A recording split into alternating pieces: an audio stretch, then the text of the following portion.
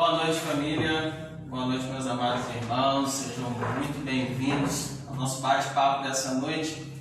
Nós estamos aqui hoje, nossa proposta hoje, irmãos, nosso momento hoje para falar um pouquinho de política e religião. A gente está com uma convidada aqui, daqui a pouco a Andréia vai apresentar, ela também vai falar um pouquinho, mas é para a gente poder refletir essa noite. A gente é um bate-papo para a gente refletir um pouquinho acerca de política. Afinal de contas, cristão, ele pode falar de política, ele deve se envolver em política, não deve se envolver em política. A gente tem o costume de muitas vezes demonizar a política. Afinal de contas, tem demônios ali no meio político. A gente vai tratar um pouquinho disso, bater um papo hoje, essa noite. Seja muito bem-vindo. Você pode colocar aí suas questões, suas dúvidas, dar a sua contribuição e a gente aqui vai trabalhando junto aqui, conduzindo, conversando um pouquinho. Seja muito bem-vindo. Que Deus abençoe você, sua casa, a sua família. Boa noite, queridos. Vamos falar do tema que eu amo, que é política e religião, e teologia, e igreja, e comportamento do cristão social. Isso é uma bênção, porque a gente precisa despertar para fazer aquilo que Deus chamou a igreja para fazer. Né, Alice? Estou aqui com a Alice. Ela é licenciada em Ciências da Religião, né? Eu e o pastor, nós somos bacharel em Teologia, então a conversa vai ser boa. Assim espero. Boa noite a todos, é um prazer, uma honra estar aqui. E eu espero corresponder às expectativas aí, pelo menos as minhas expectativas são muito boas em relação ao assunto.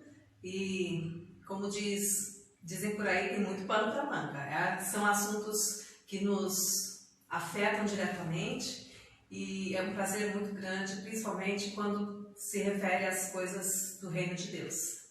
Amém. Como é que tem sido, Alice, a tua experiência como cientista religiosa ou cientista da religião? Eu procurei um pouquinho o termo, mas aí eu vi que não tem um termo constatado ou cientificamente comprovado, porque a religião é muito grande, né? São várias religiões, então abrange muita coisa. A palavra cientista já se refere a pesquisador, né? Pessoa que observa, que busca respostas, que quer respostas a muitas perguntas. E a questão da religião, a palavra religião, no Ocidente, ele já é num senso comum ligado ao cristianismo. Mas religião é uma palavra que vem do latim de religio, que é religare, é de buscar a verdade, ligar com a verdade. E o religio, eu fiz uma colinha aqui, o religio ele está mais voltado para a questão do respeito pelo sagrado. Respeito pelo sagrado. E o religare, de buscar, juntar com firmeza, né? Então, convicção. Então, religião é uma coisa muito ampla. O teórico das ciências da religião, o Grechard, ele fala que religião é como um labirinto. Se você não tiver um fio na mão, quando você entra no labirinto para você ir soltando, você se perde dentro. Porque é uma coisa muito ampla. Religião envolve muita coisa. E o cientista da religião, ele não tem um objeto palpável. Religião não é uma coisa palpável. É uma coisa muito... envolve o racional e o irracional. Coisas que se pensa e coisas que não se explica com palavras, com gestos. Só mesmo quem está dentro da religião tem uma sensação. E quem está de fora tem outra. Então, por não ser uma coisa palpável, o cientista da religião, muitas vezes, ele é deixado de lado, né? É por isso que a gente tem diversas denominações, diversas práticas. Cada um pensa de uma maneira, cada um age de uma maneira. Eu costumo brincar, dizer que isso é um pouquinho culpa do Martinho Lutero, né? Que ele louvado seja Deus, porque Ele nos deu a palavra de Deus, hoje a gente tem a oportunidade de tê-la nas nossas mãos, mas isso traz uma interpretação de... cada um faz a sua interpretação, cada um traz o seu pensamento, a sua ideia, e aí o cientista religioso ele não consegue, né, juntar isso tudo, na verdade. Né? É complicado um pouco quando o cientista ele não pode se apropriar totalmente do objeto. Ele tem que fazer a pesquisa, ele precisa pesquisar, ele precisa traçar um diagnóstico, fazer uma anamnese do que seja aquele objeto que ele está observando, mas ele tem que ficar aquém, distante, né? Ele se envolve, porque a religião ela tem isso, ela pode te atrair, como ela pode repelir. Você vai encontrar religiões que te atraem, falam que lugar agradável, que ambiente agradável, que práticas agradáveis, e você vai encontrar religiões que falam isso é repulsivo, é inconcebível, né? E o cientista da religião ele precisa estar não se deixando totalmente neutro, né? É complicado, né? Quem tem uma paixão pelo estudo, é difícil ficar muito neutro. Uma coisa interessante que você falou é que o estudo, né, da religião é praticamente... A teologia também tem um objeto. Quem é que vai explicar Deus, né? O nosso objeto de estudo é o próprio Deus. E aí a gente não tem esse objeto de estudo, dificulta, mas é apaixonante. Sim. Porque a gente consegue entender que muitas das coisas que a gente espera, ou na religião ou na teologia, é acrescentado ao homem realmente pela fé, né? Porque já no lado da teologia, a gente pode caminhar por esse viés que você talvez não.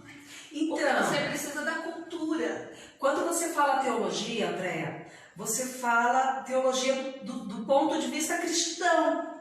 Você está falando, o seu objeto de estudo é Deus, o conhecimento de Deus. E quando o cientista da religião fala de teologia, ele fala dos seres divinos, das instituições, das divindades que são atribuídas a diversas origens religiosas, entendeu? Então, assim, a teologia, do ponto de vista científico, da ciência das religiões, ele vai além do Deus criador do cristianismo.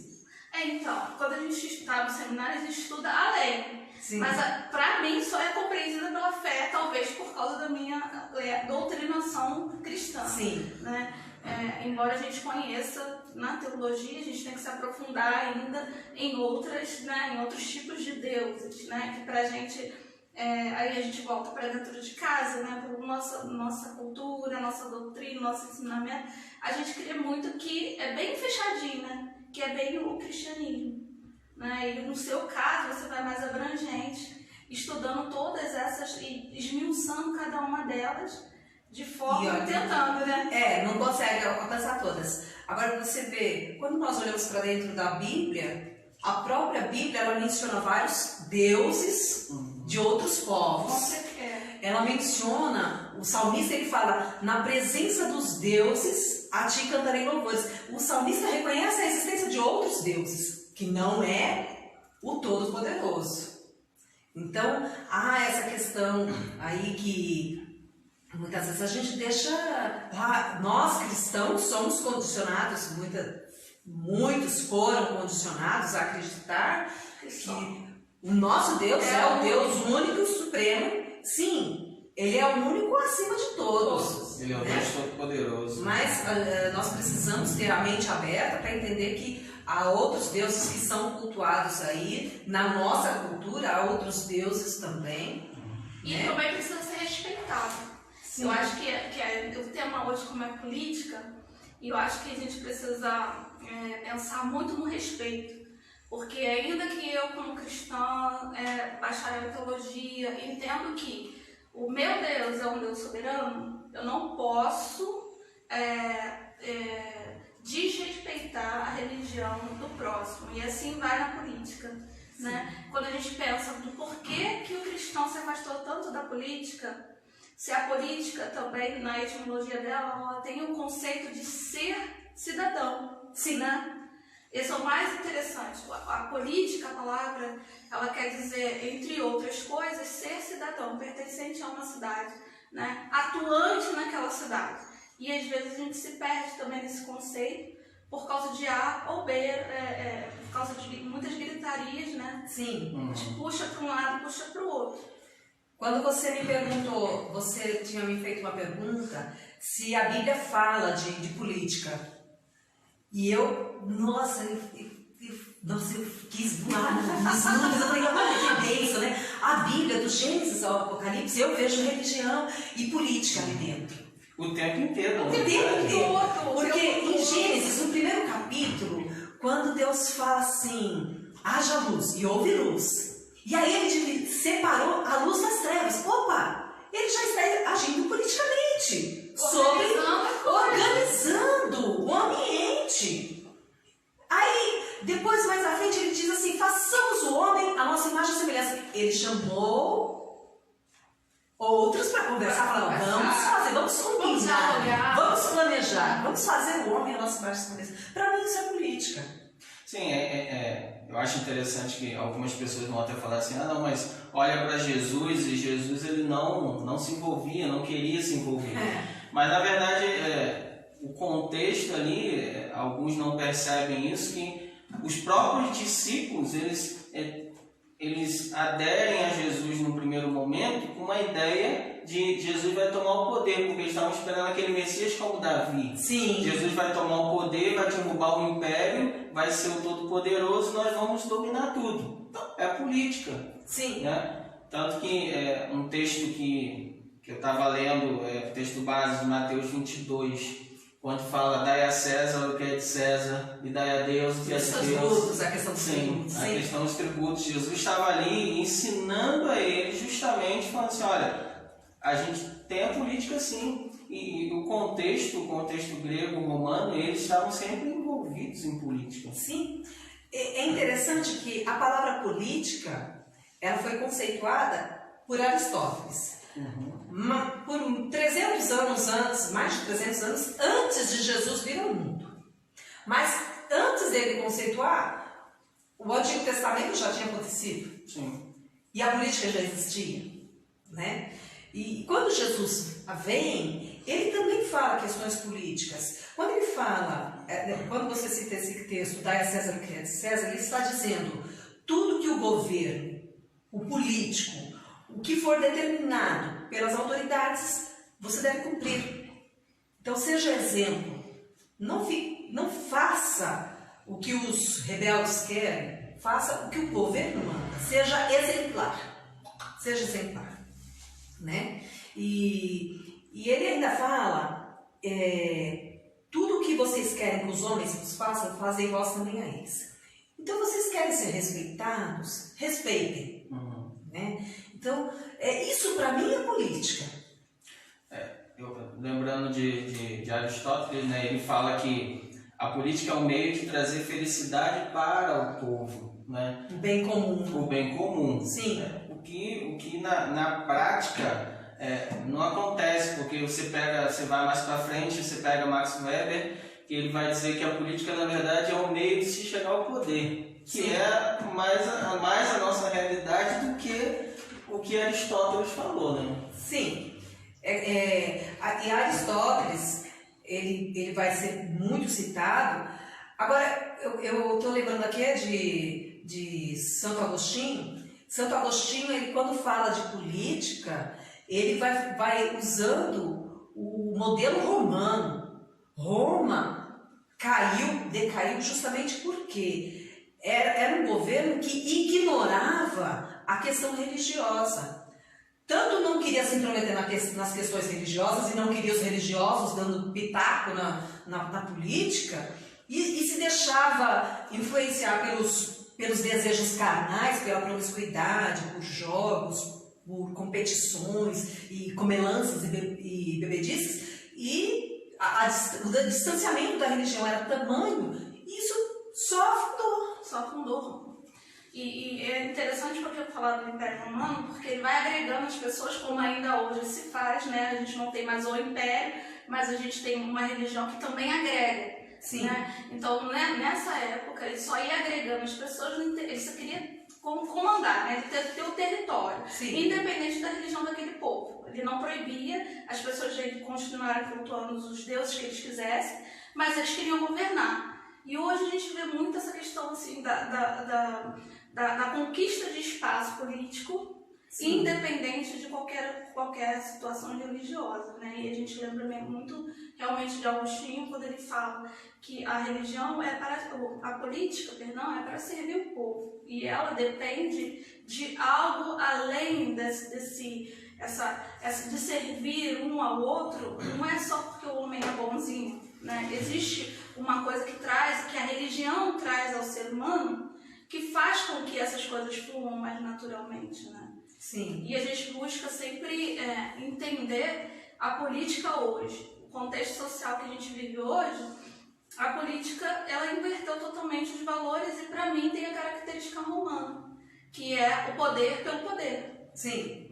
Passando por cima das estruturas, passando por cima da família, passando por cima da religião, passando por cima de tudo pelo poder, né? Eu vejo isso muito, muito, muito claro hoje. E quando você cita que a Bíblia ela fala sobre política o tempo todo, e que a gente vê lá o povo de Israel também nessa conquista de terra, né? Sim. Montando exército. O próprio Salomão, quando ele casa com as diversas mulheres, está casando por questões políticas. Alianças políticas. Alianças políticas. Políticas militares. Eu volto mais ainda lá atrás, desde Abraão.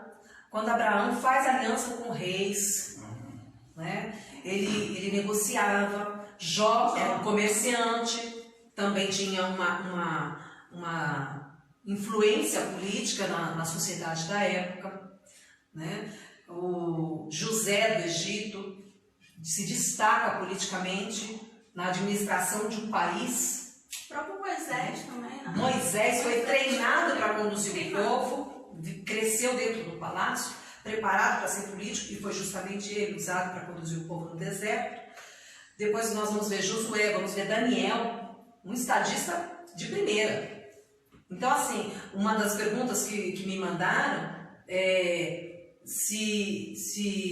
por que os cristãos não gostam de política? Demonizam. Demonizam. Por que demonizam a política? Porque não conhecem as escrituras. Porque as escrituras mostram claramente que homens de Deus eram usados para influenciar a sociedade. Cada qual a seu tempo. Eu gosto de um exemplo muito bom, que eu sou apaixonada pela história de Neemias. Ele era copeiro do rei. Ele era, para bem dizer, um escravo de um rei. Mas, como ele tinha que experimentar a comida do rei antes do rei comer, caso estivesse envenenado, o rei percebe, fica de olho, fala, né? Tá de olho ali nele. E o rei percebe que ele está triste. O que foi? Aí ele começa a falar: o meu coração está triste por causa de Jerusalém que está destruída. E aí ele negocia com o rei. E Deus usa Neemias para mexer no coração daquele homem, a ponto de restaurar toda uma cidade. Então eu vejo nisso política. Com certeza. Sabe? Em benefício do povo que está numa outra cidade.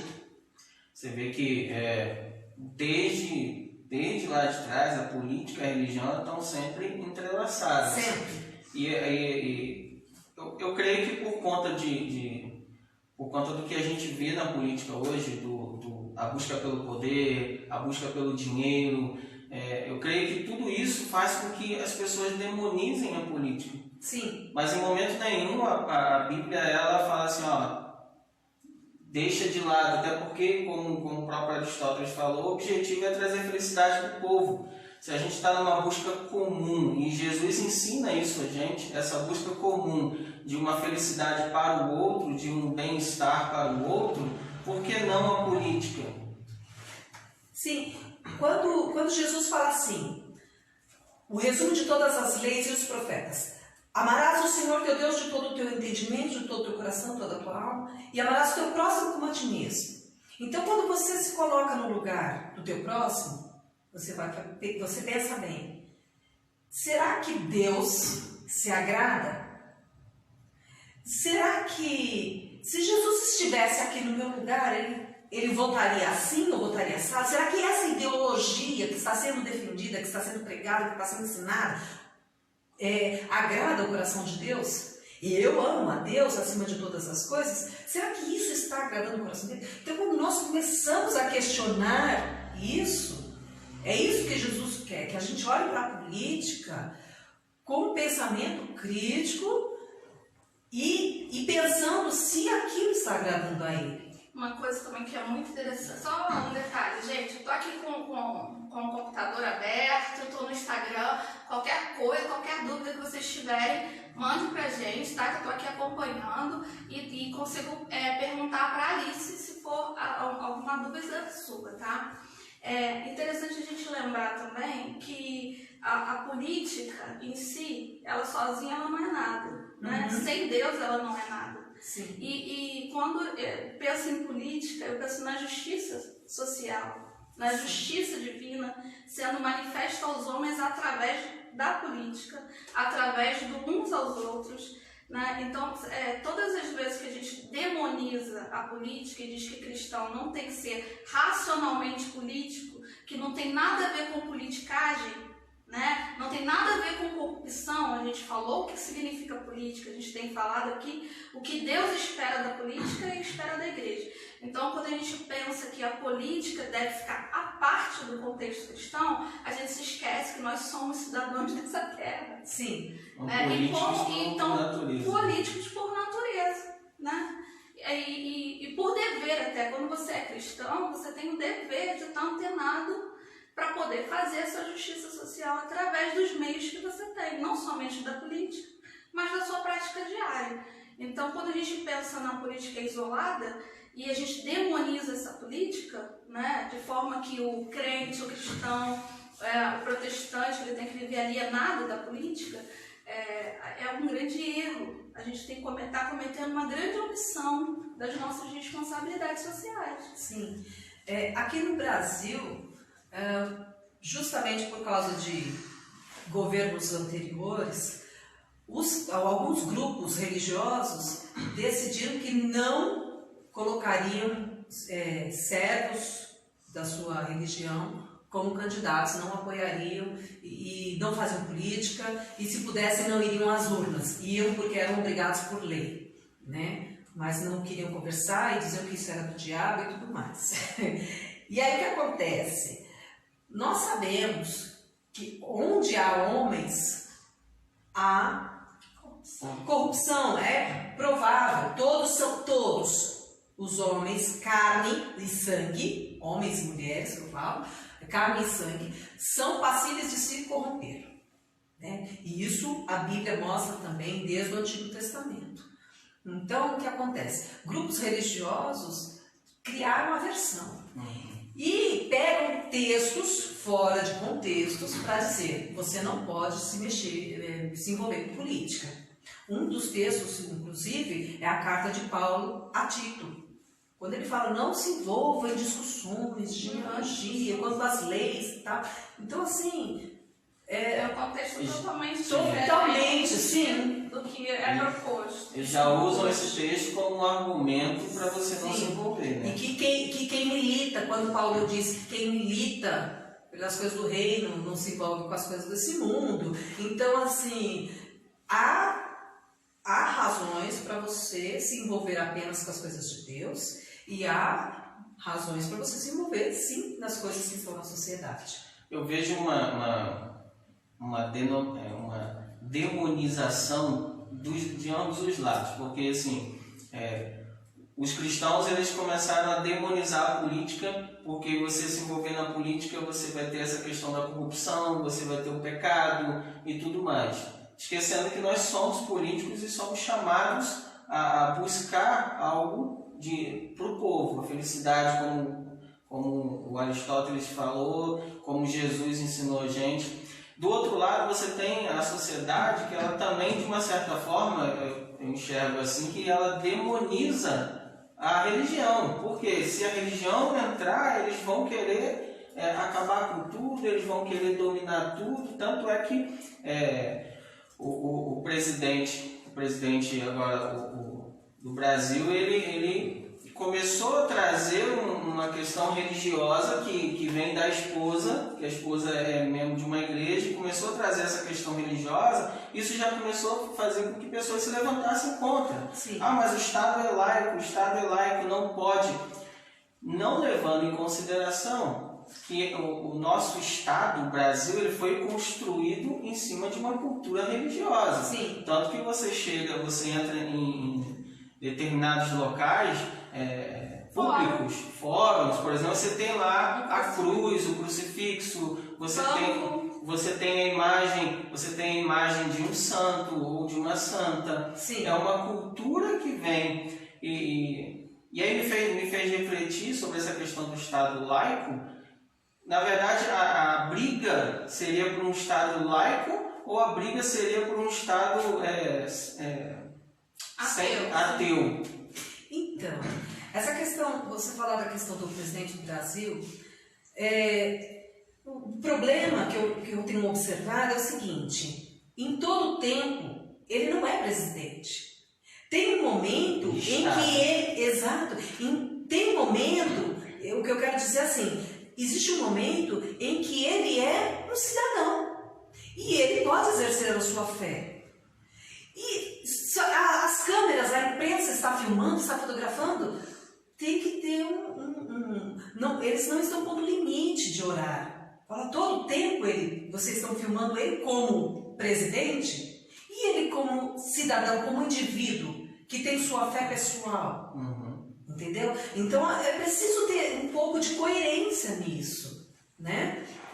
Nós temos aí na história da política mundial líderes políticos que se aconselham com sacerdotes religiosos, independente de ser cristão ou islâmico ou budista. No Brasil, ou você é cristão ou você é inteligente, né? Os dois não dá para ser. Então, assim, eles não chamam, tanto é que e isso não é só questão religiosa, mas a gente vê essa pandemia que a gente está passando. Você, ao invés de chamar um infectologista, você chama um cientista político para falar de uma pandemia. Sim. Isso não faz sentido, né? Mas eles não conseguem trazer o teólogo, o cientista da religião, para que ele interaja junto ali. Então, eu acho que há essa barreira, eu acho que de ambos os lados aí, né? Sim.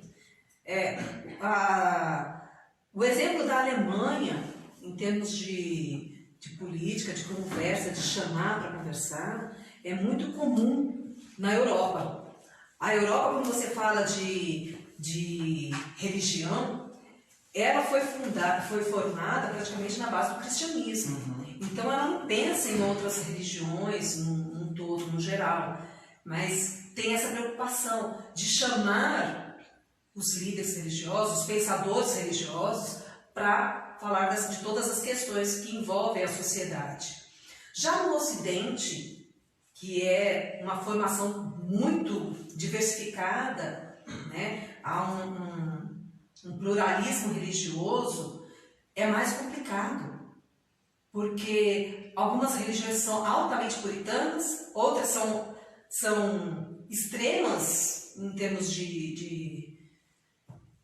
como é que eu vou usar um termo que não agrida, mas é até complicado achar termos para a gente manter a paz, né, com todos, né?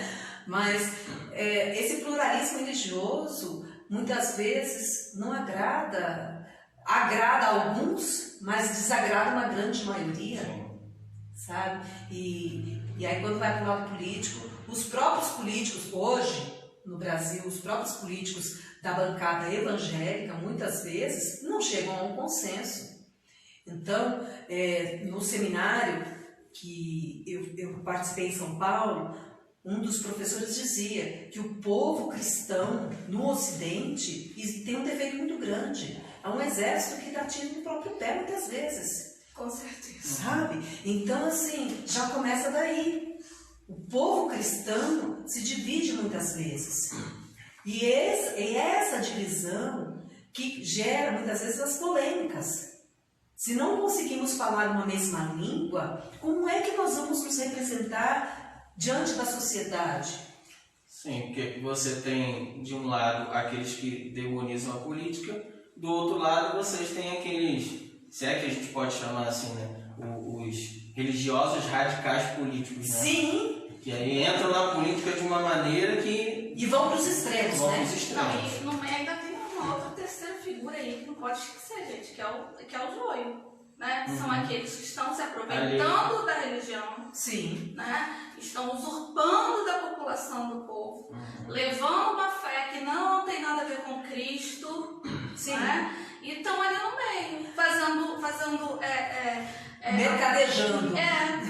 Mercadejando, porque você fica ali, colhe aqui, colhe ali, colhe ali, colhe aqui, e quando acaba, ele não é nada. Ele não é um bom político, ele não é um bom ser humano, ele não é um bom pastor, ele não é um bom presbítero, ele não é um bom nada. Ele está ali somente para trazer o caos na sociedade onde ele estiver. E por causa destes uns, a grande maioria de nós sofremos, Sim. inclusive por não ter direito.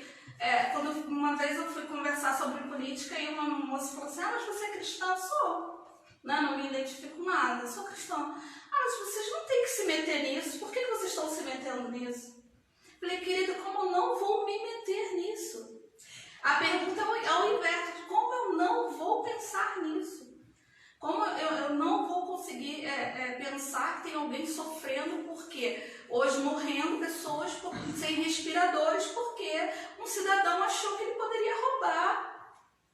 Como eu não vou me mover em relação a isso? Exatamente. A gente não pode se anular na sociedade. Porque eu sou crente, eu vou viver no céu, eu vou viver no paraíso.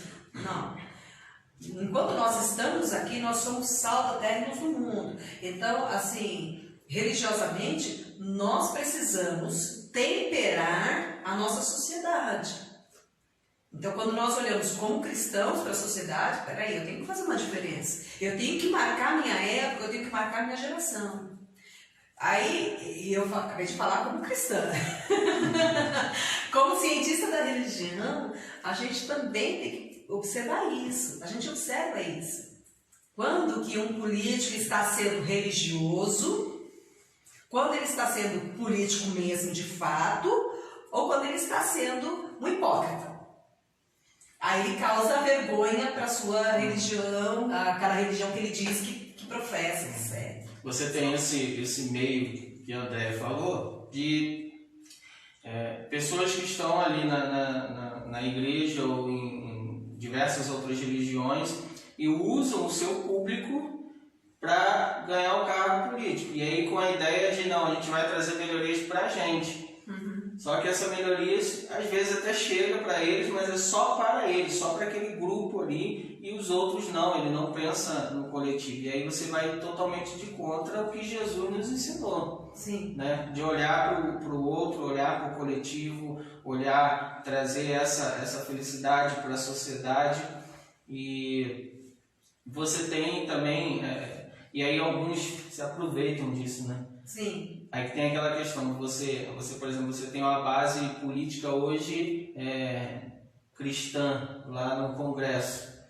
Mas será que eles estão pensando realmente no povo? Spurgeon, ele tem uma frase muito legal, que até separei aqui. Só os tolos acreditam que a política e a religião não se discutem. Por isso, os ladrões permanecem no poder e os falsos profetas continuam a pregar. Sim. Quanto menos a gente falar de política como cristão, mais a gente vai ser enganado por tolos que estão pregando o evangelho que não é de Cristo Jesus. E quanto mais a gente desconhecer a palavra, a gente vai ser enganado e confundido por essa sociedade que tem dito para o cristão que ele não tem que pensar sobre política. Sim. Que não tem nada a ver uma coisa com a outra. O Estado ser laico é glória a Deus, aleluia. Queremos o Estado laico. Né? Que continue dessa forma. mas o Estado laico não me tira a racionalidade de ter uma vida espiritual com a minha religião e ter uma consciência política. E a consciência política não tem nada a ver com indicar A, B ou C para você votar. A consciência política nossa, do cristão, tem que ser pautada na Bíblia, na justiça social, na justiça de Deus e naquilo que eu, como luz nessa terra, posso fazer para a sociedade.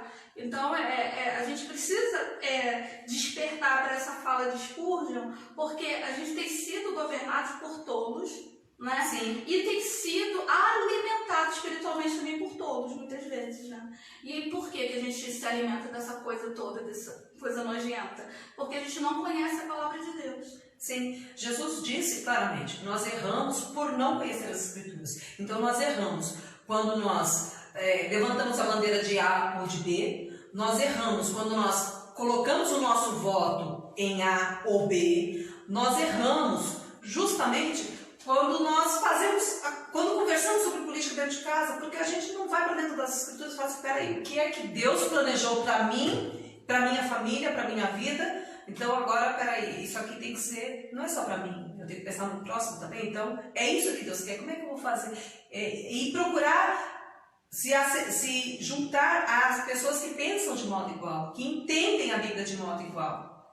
Entendeu? Buscar sempre na fonte, ir direto à fonte. Uma coisa também que eu percebo muito é que as pessoas estão procurando salvadores da pátria onde não existe. Porque, em primeiro lugar, a gente tem que buscar, como cristão, o nosso Deus, né? Se Ele não estiver trabalhando por nós, a nação vai afundar. Então, ainda que os homens tenham boas intenções, se Deus não estiver no trono, não adianta. Então a gente não pode voltar esperando um salvador da pátria, a não ser que o próprio Cristo fale para você. Não toma a experiência das outras pessoas, né? Porque a gente fica vendo no Facebook muita coisa, muita gente falando muita coisa. Então a gente precisa ter esse senso de filtrar essas informações e botar o joelhinho no chão lá e perguntar ao Senhor o que Ele quer, como a Alice acabou de falar. Porque a gente tem sido levado por uma questão de, ele é o salvador da pátria, é o marxismo que está atrapalhando tudo. A Bíblia diz que tudo em demasia é enfado, é engano. Então, assim, vamos parar com os extremismos, né? Nós precisamos ter uma fé racional. A fé racional, você vai ver, pelo racional você vai ver a questão da história e as doutrinas. Então, dali você vai observando o que a história conta de cada doutrina, como elas foram sendo introduzidas na sociedade. E aí você vai vendo o que evoluiu e o que não evoluiu. Então, a nossa fé racional nos leva a isso, a observar tudo isso. A fé irracional já é aquela questão do sentimento, né? Aquilo que você vive dentro da sua experiência religiosa, da sua experiência de fé. Então aí é algo já para uma outra conversa. Mas precisamos ter uma fé racional, praticar essa fé racional. Tudo que envolve política precisa ser pensado, observado, analisado a rigor, dentro da Bíblia e fora da Bíblia. Eu creio que a gente precisa separar, né, também, assim, porque tem esses extremos, e nesses extremos a gente acaba levando a política para dentro da igreja. A gente está falando que o cristão ele não tem que ser apolítico, pelo contrário, ele é um ser político, então Sim. ele tem que estar inteirado de tudo que está acontecendo e se envolver sim, se for o caso, né? Mas tem esse outro extremo que você leva para dentro da igreja, você leva para o púlpito. Sim. E você começa a usar o púlpito como palanque político, Que é um perigo. Que é um perigo. Pessoas dentro da igreja que a veia, digamos assim, né? A veia política se inflama tanto que briga com todo mundo e quer discutir e para de falar com as pessoas. Será que eu estou exercendo, em primeiro lugar, o meu ser servo de Jesus? Se eu sou servo de Jesus, se eu sou cristão, se eu sou seguidor dele, se eu sou seu discípulo, será que agindo dessa forma eu tô realmente vivendo, né? Na verdade eu estou colocando a política em primeiro lugar, né? Essa questão que você fala dentro da igreja, o sangue aflorar para a política, é uma coisa muito séria. Nós já vivemos uma situação, numa campanha eleitoral, alguns anos atrás, em São Paulo ainda, que um membro da igreja se candidatou e eu me lembro que o pastor chegou a reunir o povo, por que você não votou em fulano? Mas aí uma das pessoas falou assim, mas a mulher dele disse que ele não estava preparado. Então assim, dentro de casa, a própria esposa sabia, achava que ele não estava preparado para ser político. Então, a igreja precisa pensar algumas coisas, né? Precisa ver. Mas essa questão aí é tal do voto de cabresto, que fala, né? O voto de cabresto. Tem lá uma denominação X, a gente vivenciou isso também no campo missionário. Tinha uma denominação X que todos os membros eram obrigados a votar num parente do pastor, porque o pastor... Gente, não existe isso. Então, se o seu pastor está te obrigando ou está te indicando um candidato, por favor, procure outra igreja. Não tem nada a ver com Cristo isso. Mas eles me dão cesta básica. Não tem nada... Esse é um prato remédio da minha família. A dentadura. A dentadura, mas essa igreja ajuda, né? Por favor, gente. E isso que a gente fala que é o mercadejar, né? Usa a religião para benefício próprio e tudo mais. Agora, uma pergunta que a gente colocou é assim, por que Mateus capítulo 28, Jesus ele vai dar a ordem de fazer discípulo, né? Sim. A grande comissão. A grande comissão. E aí a gente investe, a gente se desdobra para investir em missionários, preparar esses missionários para o campo e tudo mais.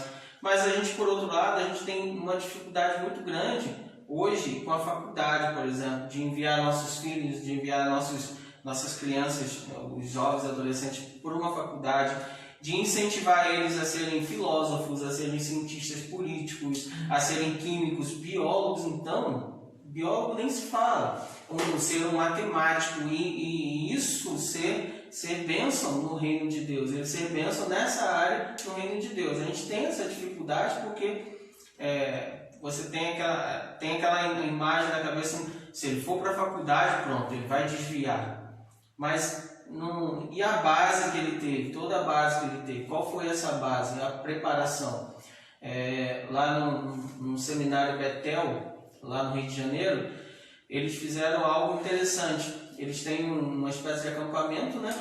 Quanto tempo é? Acho que são 6 dias. São 2 meses seguidos. São 2 meses seguidos. Nesse acampamento, eles preparam, eles juntam os jovens e vão trabalhando com os jovens, preparando eles para a faculdade. Então, que na verdade deveria ser algo que a gente já vem fazendo desde criança, né, preparando, dando base bíblica, formação a ele para que ele entre. Mas foi criado isso justamente por essa defasagem. A gente não consegue fazer isso e eles criaram esse grupo para justamente preparar o jovem para a faculdade. E a gente tem essa dificuldade. Sim. E aí, por que será essa dificuldade de estimular eles a essas outras áreas? Olha, Pastor Rony, como cientista da religião, vou te responder. O que eu tenho observado há muito tempo é o seguinte: as denominações, as diversas igrejas, não criaram o hábito de que a igreja é só um local de encontro das famílias. A família vem para a igreja não vai para cá dentro da casa da família. Sabe? Há um distanciamento.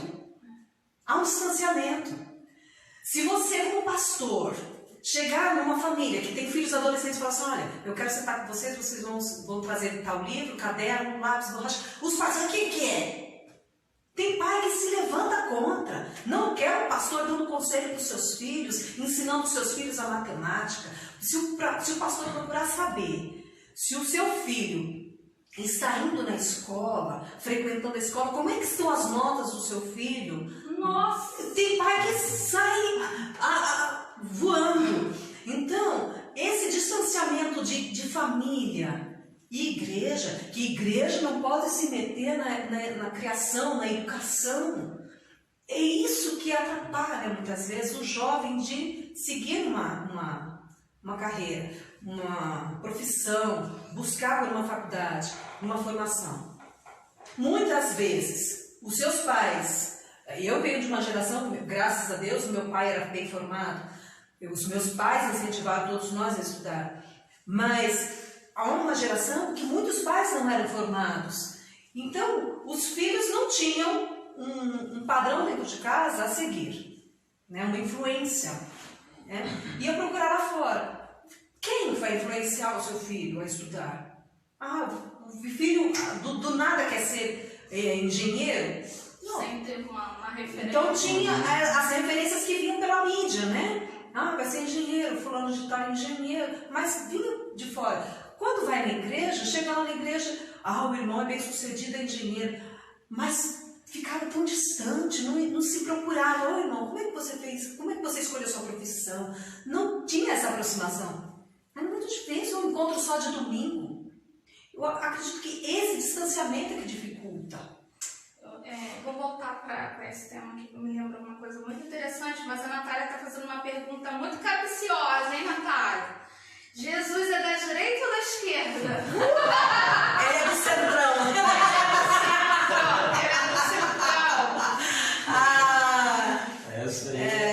Jesus ele é da direita, sabe por quê? A resposta é essa. Ele está sentado à direita do Pai. Oh, yes! Me sai bem, Saiu bem. Essa pergunta também muita gente faz, muita gente se questiona. Gente, olha as doutrinas de cada uma e tira sua própria conclusão. Porque, graças a Deus, você tem o direito de escolher ser de direita ou de esquerda, né?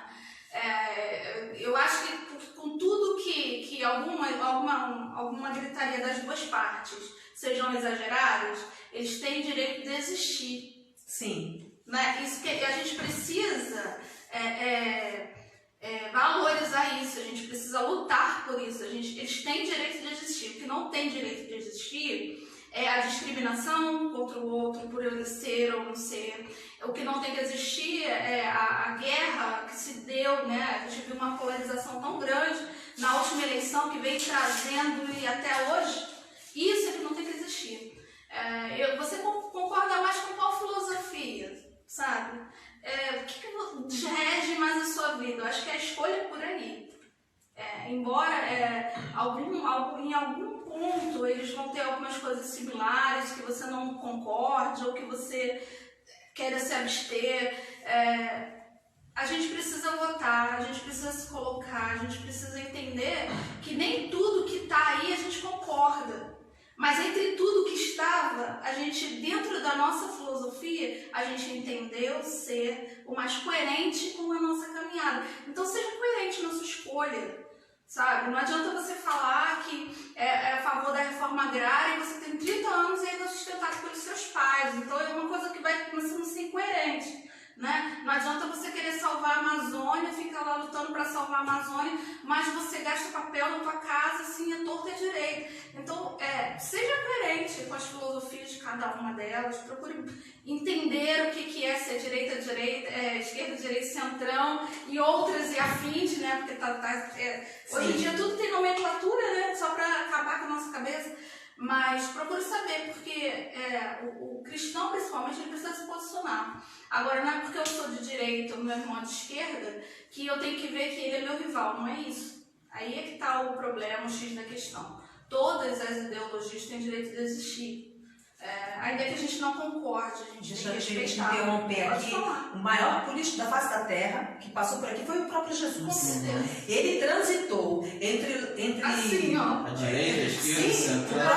o próprio Barrabás, que era totalmente averso à política da época, né? O Império Romano, era um revolucionário. Jesus esteve entre ele e o Império Romano. Tanto entre um lado e outro. É mais política do que isso. E falou com todos e anunciou o reino de Deus. Então, assim, o que ele veio fazer? A missão dele, isso foi uma questão política. Trazer o homem de volta, filho, pensa bem. plano de Deus, o Criador, é esse para você. O que Deus traçou para você foi isso aqui, ó. O que Ele quer para você é aquilo ali. Então você, desde o começo do Velho Testamento, Deus coloca dois caminhos. Eis que põe diante de vós dois caminhos, morte e vida. Escolhei, pois, a vida, né? Ele nos dá esse direito de escolha, desde o começo. E quando Jesus vem, novamente a mesma coisa. Olha, vocês têm direito de escolher. E você não seja cabeça fechada para isso. Entenda que nós somos seres humanos criados, seres políticos. A gente tem que ver tem que saber o que está acontecendo, sim. Tem que se envolver, se for necessário. Tem que prestar atenção no que os políticos estão fazendo. Cobrar. Não permita voto de cabresto. Se tem voto de cabresto, não permita isso. Você tem direito à escolha com a sua consciência. Escolha aquele candidato que traz melhores propostas para a sociedade, para o bairro onde você mora, para a cidade onde você mora. Escolha com consciência.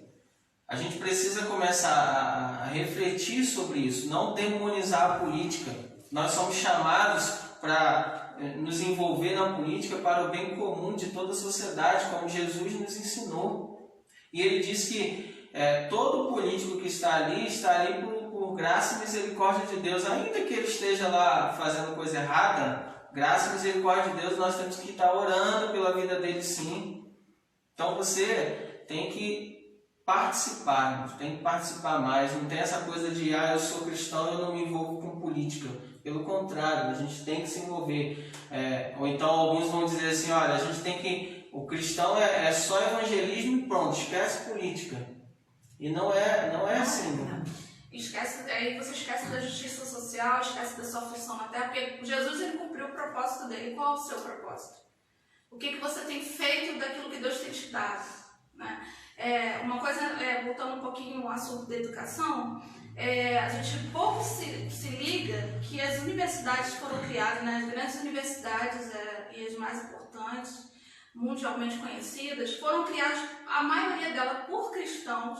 Sim. Com o propósito desse menino, dessa menina se formar e fazer a diferença na sociedade, trazer a justiça de Deus através de conhecimento literal, sabe? Até o conhecimento. Então a gente precisa resgatar essa informação, porque eu acho que as pessoas ainda não sabem, ou não se tocam. Porque... Sim, só acrescentando, te cortando rapidinho, porque os próprios presidentes americanos, senadores americanos, todos eles, os grandes presidentes, os grandes senadores, todos eles saíram de escola cristã, formação cristã. E nem a gente percebe que nem todos eles eram cristãos.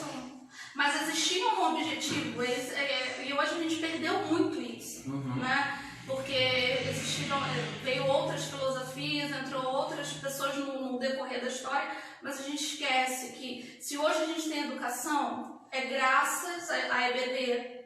Sabe, se hoje a gente tem um ensino popular, né, porque já existia educação, mas de você olhar para o pobre, por mais necessidade, de tentar alfabetizá-lo, foi por causa da EBD. Então, assim, a gente menospreza as coisas que culturalmente a nossa filosofia, se a gente pode dizer assim, de vida, que é o cristianismo, trouxe para a sociedade. A gente esquece que isso é uma questão política. Você imagina que lá no século XVI, e antes dele até, você vencer a barreira da educação para o pobre. Sim. Isso é o quê? Lutar por justiça social. Você não tem mérito, não traduz a Bíblia. Isso é o quê? Dar direito às outras pessoas a conhecerem a palavra de Deus. É política. As igrejas se mobilizarem para criar universidades para que os cristãos fossem preparados para lidar com a sociedade. É política. Então a gente tem que olhar a política com outro ângulo, com um ângulo histórico. Porque se a gente for buscar história, a gente vai ver de tempos em tempos sempre entrelaçado. Cristianismo e política ali rodando. Existiram coisas ruins do cristianismo dentro da história? Evidente. Assim como qualquer outro tipo de decorrer da história, outros tipos de religiões também, outros tipos de ideologias políticas também que foram danosas em alguns aspectos, mas não é esse o caso. O caso é que a gente precisa entender que o cristão, ele precisa falar sobre política. Ele precisa educar o filho para ser um líder. Eu achei muito interessante que a gente estava em Curitiba ano passado e a gente pôde assistir a apresentação os meninos de Angola, né? Esqueci o nome agora, eu vou falar errado.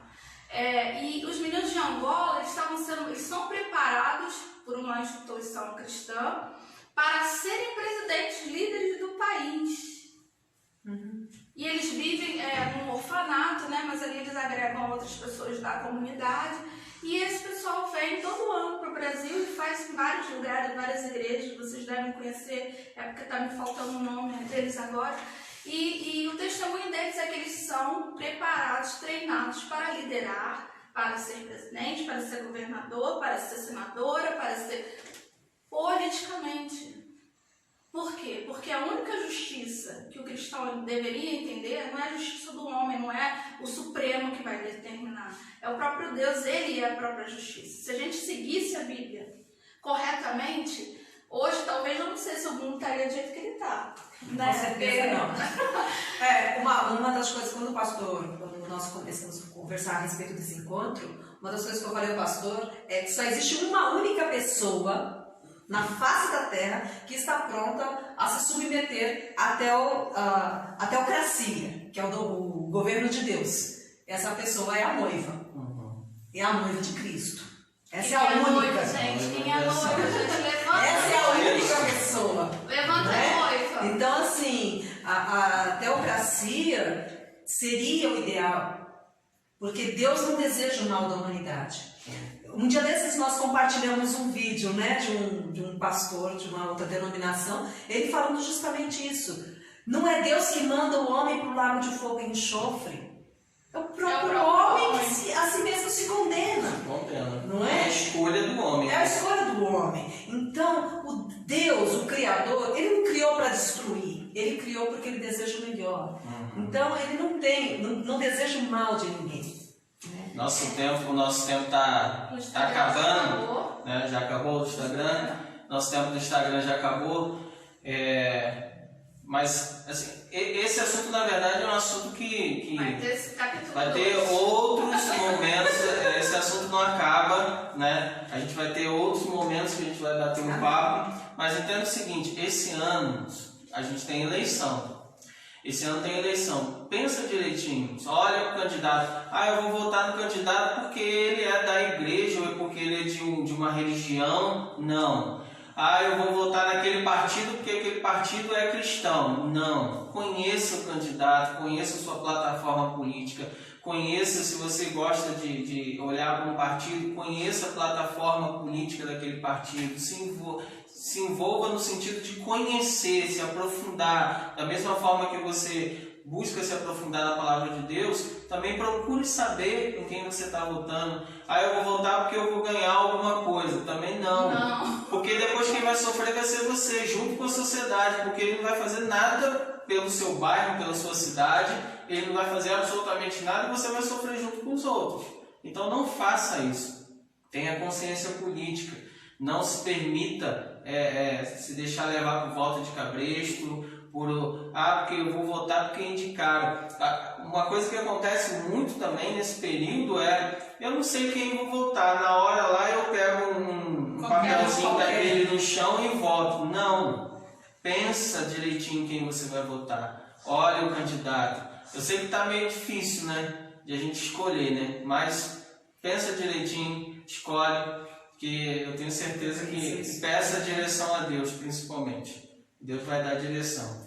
Eu quero, desde já, agradecer a Alice, né? Como eu falei, a gente vai ter outros momentos, a gente vai voltar de novo nesse bate-papo, né, Alice? Eu que agradeço! Uma honra mesmo estar aqui com vocês conversando. Muito bom, muito bom. Eu pensei que a gente ia falar outras coisas, eu estava com o estômago tremendo. Mas muito emocionante. A conversa vai fluindo e a gente vê que a gente tem muito mais assunto para falar, né? Tem muita coisa. Tem muita coisa para falar. E o despertar dessa noiva que dorme, porque a noiva está dormindo às vezes.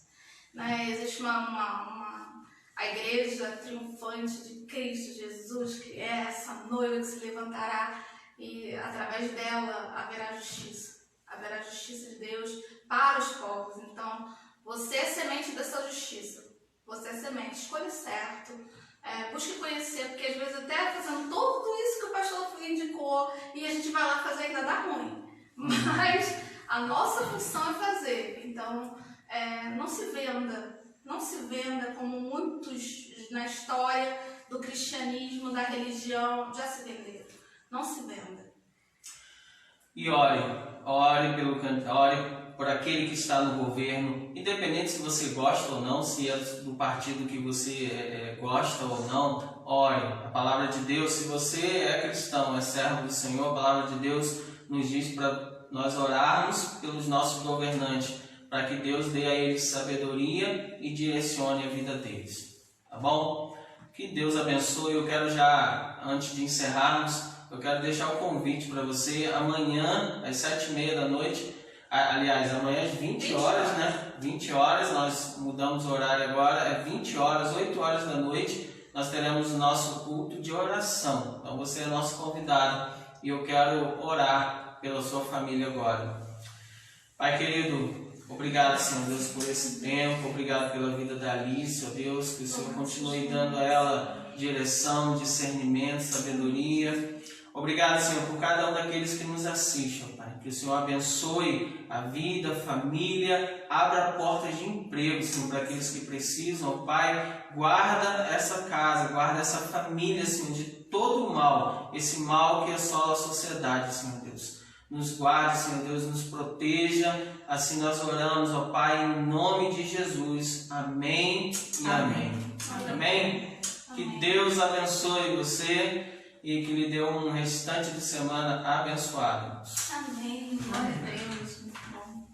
Deixa eu tirar.